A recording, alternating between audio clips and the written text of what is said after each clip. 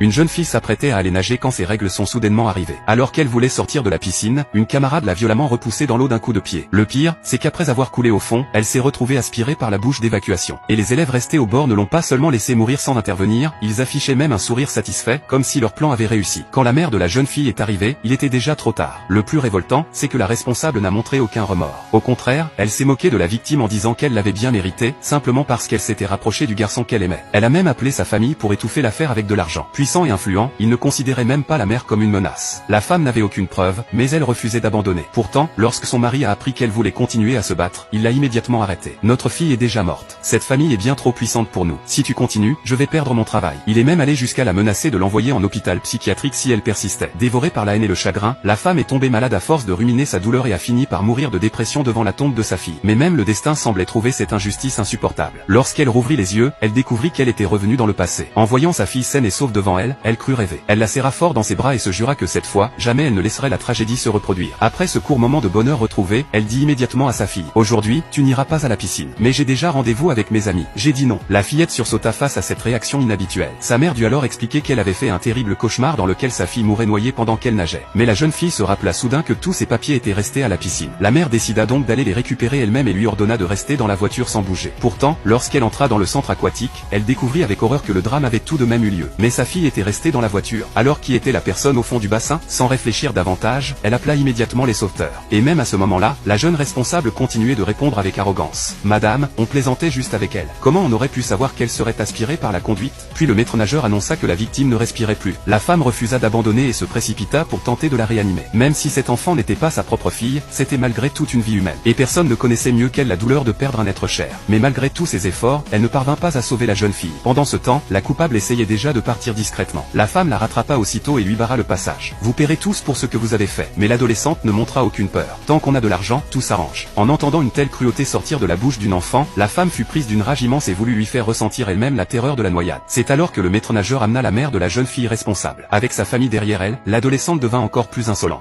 Elle prétendit que tout n'était qu'un accident et accusa même la femme de vouloir lui faire du mal. Sa mère pensa aussitôt qu'il s'agissait d'une tentative d'extorsion. D'un simple mot: je peux faire en sorte que toute votre famille ne retrouve jamais de travail. Puis elle sortit une carte bancaire et menaça la femme. Une fois dehors, gardez le silence. Au lieu de perdre votre temps à faire scandale, prenez l'argent et organisez les funérailles. Même le maître nageur, effrayé à l'idée d'être tenu responsable, tenta de calmer la situation. Puisqu'ils acceptent de payer une compensation, inutile d'aggraver les choses. Vous devriez régler ça à l'amiable. La femme les regarda avec dégoût. Pour vous, une vie humaine n'est qu'une transaction? Soudain, elle se rappela du grain de beauté derrière le cou de la victime. Elle comprit alors quelque chose d'effroyable. Quelques jours auparavant, elle avait aidé cette même jeune fille, et son père, reconnaissant, lui avait donné sa carte de visite. Cet homme n'était autre que l'homme le plus riche du pays.